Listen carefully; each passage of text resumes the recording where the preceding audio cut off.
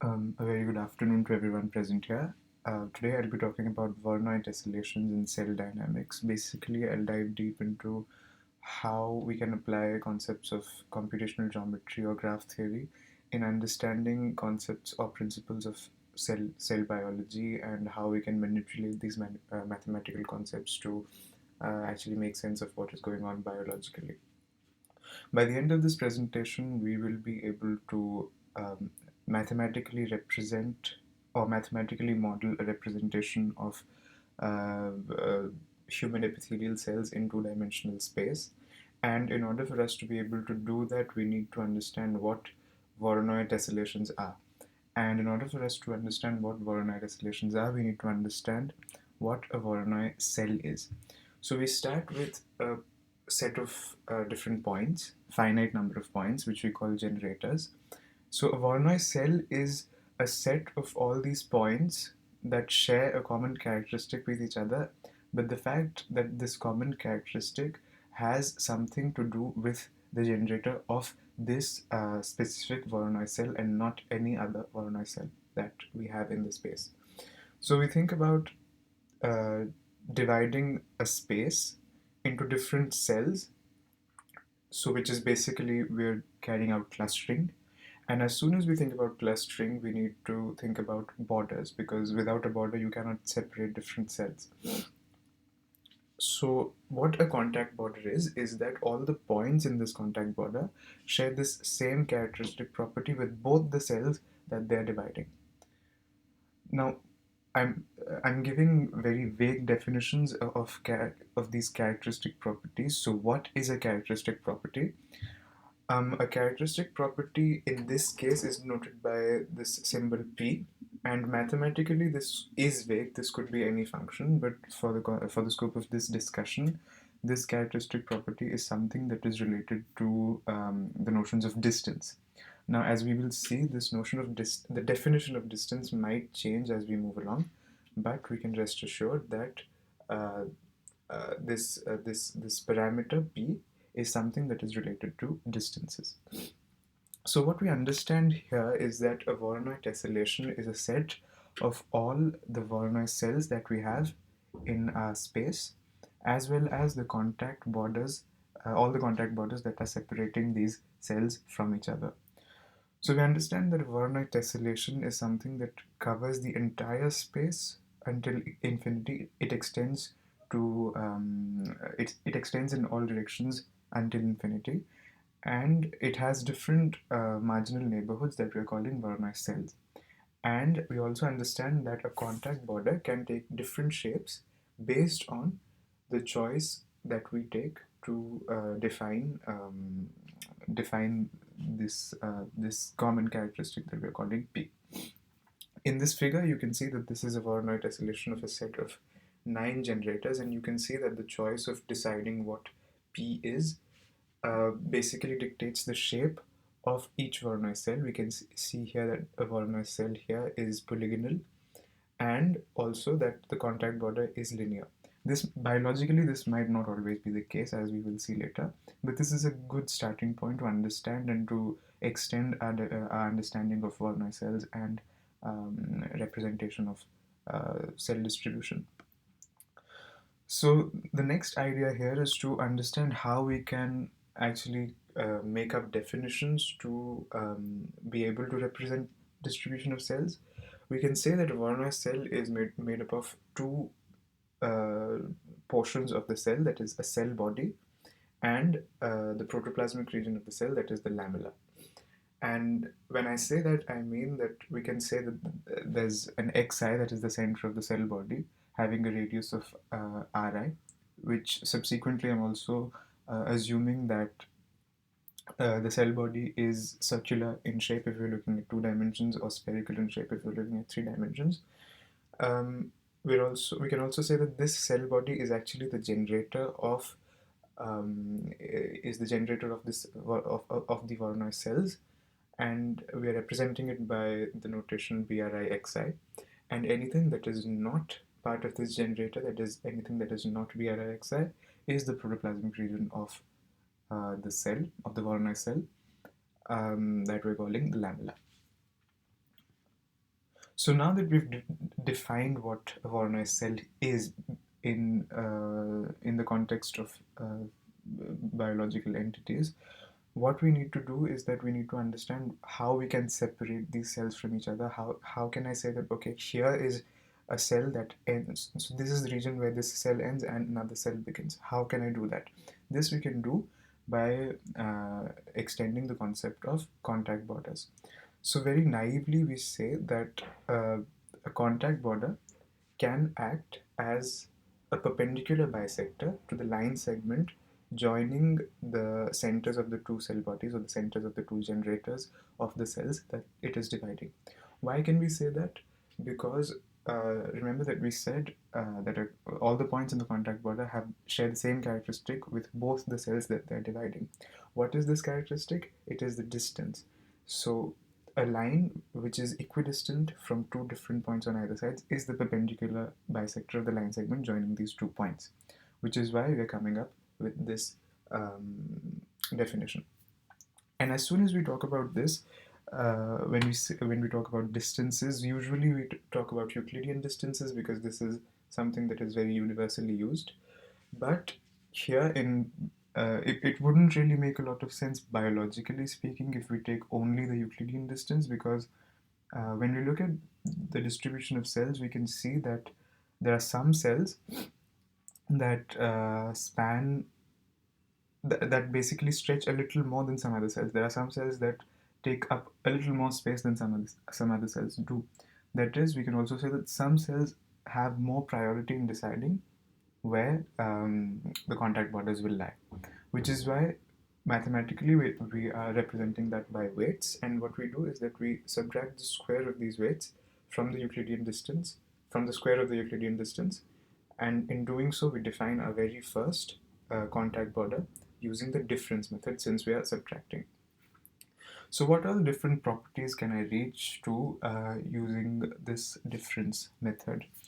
The very first property that I can talk about is that how can I check that a point lies on the contact border of the two cells that it is dividing. So from different computations, one can reach this conclusion and say that this is the relation that one has to follow to check if this point lies on the contact border or not.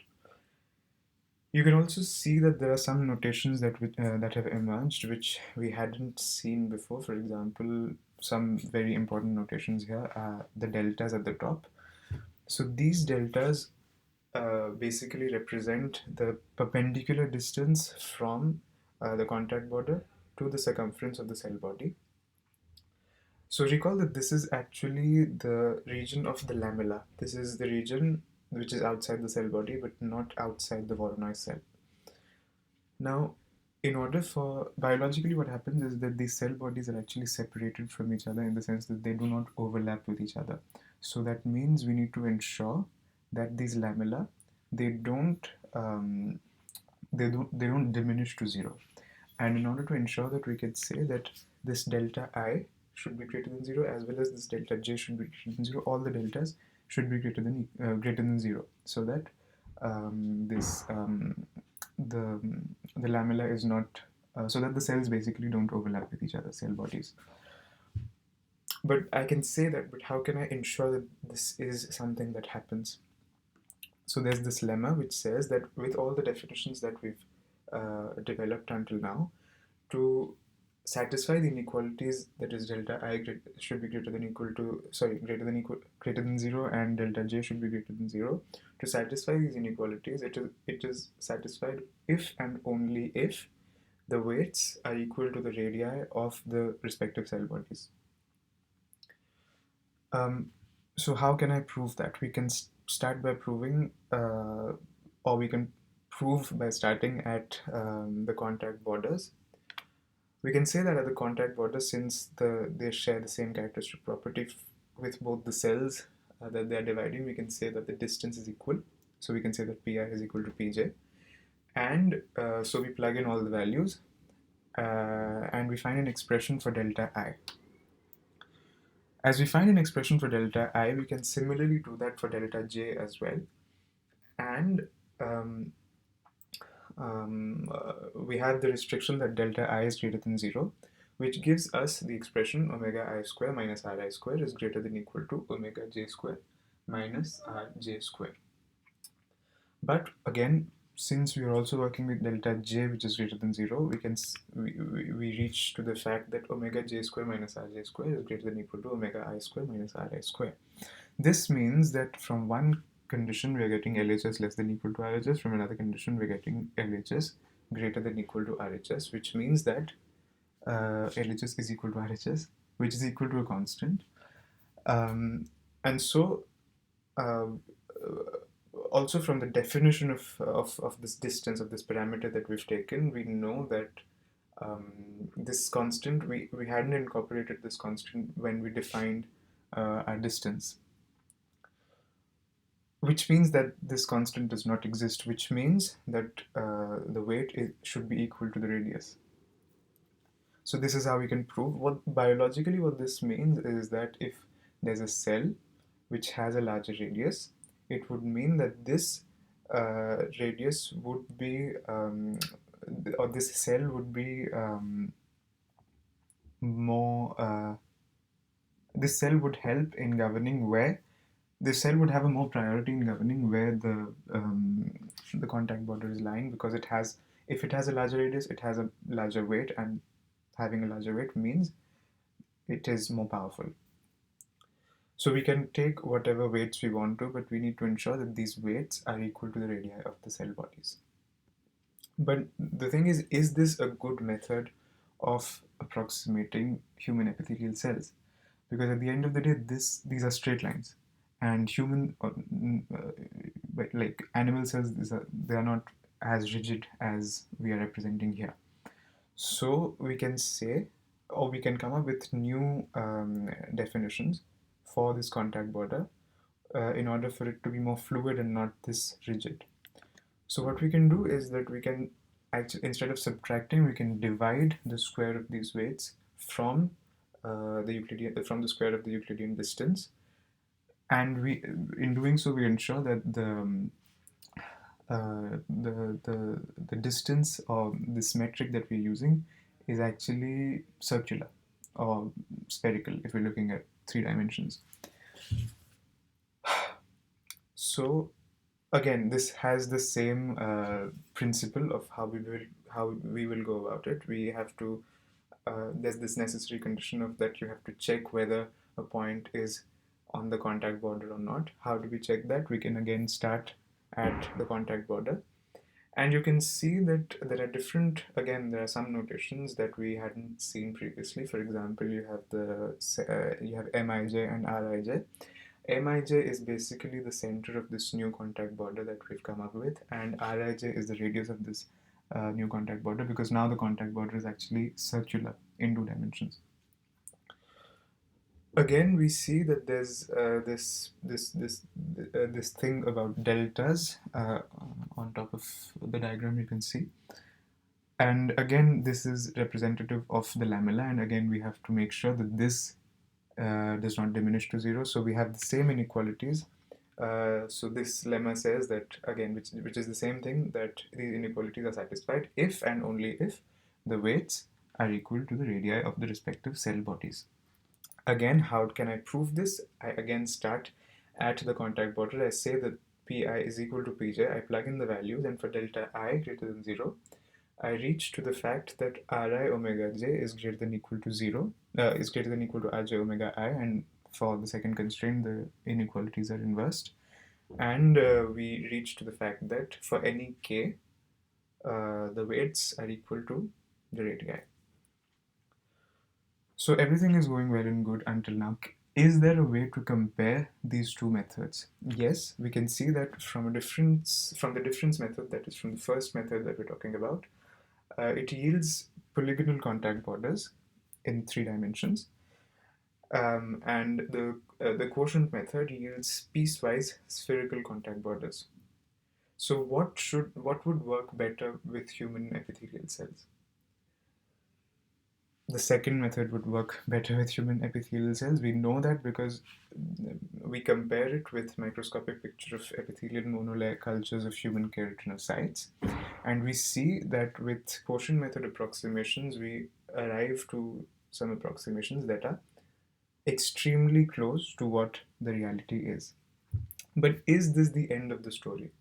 Is this basically, so we've done this, is this the end?